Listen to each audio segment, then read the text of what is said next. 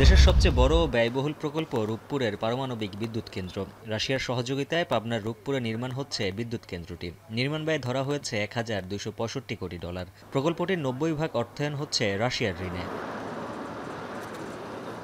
সম্প্রতি এ বিষয়ে নিজস্ব অনুসন্ধানের ভিত্তিতে প্রতিবেদন প্রকাশ করেছে গ্লোবাল ডিফেন্স কর্প নামের একটি পোর্টাল, যেখানে বলা হয় বিদ্যুৎ কেন্দ্রটির নির্মাণে যে খরচ ধরা হয়েছে তা প্রয়োজনের তুলনায় অনেক বেশি।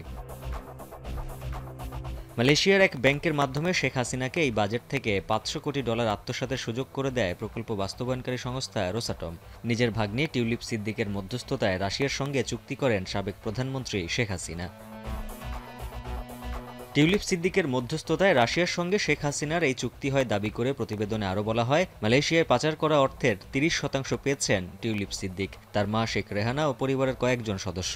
2013 সালে রাশিয়ার প্রেসিডেন্ট পুতিনের সঙ্গে শেখ হাসিনা সাক্ষাতের সময় সঙ্গী হয়েছিলেন টিউলিপ সিদ্দিক। গ্লোবাল ডিফেন্স কর্পের দাবি, সে সময় ঢাকা মস্কোর $1 বিলিয়ন অস্ত্র চুক্তির মধ্যস্থতাও করেন তিনি।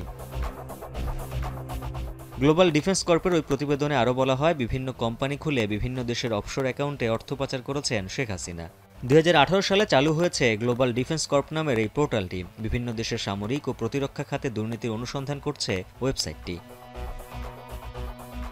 উজ্জ্বল হাফিজ, এখন।